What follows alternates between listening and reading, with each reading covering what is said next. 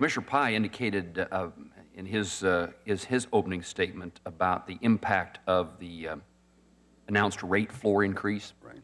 I wanted to highlight for you, Mr. Chairman, in Kansas, our companies currently charge rural customers anywhere from $11.77 to $18.25 per month for phone service. By state law, they're prohibited from increasing that rate more than $1.50 in any 1 month for a 12-month period. So by state law, it just seems to me there's no capability of complying with this decision. The new rate of $20.46, they just can't meet that July 14 deadline. And so I'm interested in what the FCC's response is to that particular problem. But further, many rural customers in Kansas receive both phone service and broadband service from the same company. And therefore, when the phone service costs are increased, I think a natural reaction, and it's particularly true in today's world, is to eliminate the landline. And the costs then fall for broadband even more directly. I mean, my guess is that broadband services become even more expensive as a result of the increasing phone rate. I wondered if you have any thought that that's a rational occurrence, if I'm making something up, or that's the propensity to do that exists. Have you given any thought to what the consequence is to broadband customers because of the increasing cost of phone service? But to the first topic with respect to the rate floor, the FCC has twin responsibilities here under the law. We have to make sure that the rates are reasonably comparable, and we have to make sure that communications services are affordable. So the way I think about it is from the perspective of a consumer in Washington, D.C. versus my hometown of Parsons, Kansas. The rates are different. In D.C. it's, say, $20.46, and Parsons is $14. But if you look at the median income in Washington, D.C. is $64,000. The median income in Parsons is $38,000.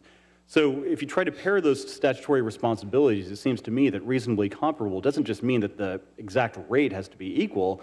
It has to mean that these services are affordable for people regardless of where they live, taking into account all of the circumstances. Secondly, in terms of state law, I think it's critical for us from an institutional perspective to have a good relationship with our state and local colleagues, and to the extent that the rate floor would end up overriding state law or putting these carriers in a catch-22, either they comply with state law or federal law, I think that's something to be avoided. The second thing, though, that you mentioned is something that's really close to my heart, and I think the chairman captured it exactly right in his opening statement. We live in an internet age, and so it follows from that the consequence of not having broadband internet access or access to other advanced communication services is that almost quite literally you live in another era, and that's becoming all too real for people in rural America. And the reason I say that in answer to your question is that line loss in rural America is real. I've heard it from carriers in Kansas, Nebraska, New Mexico, states across this country.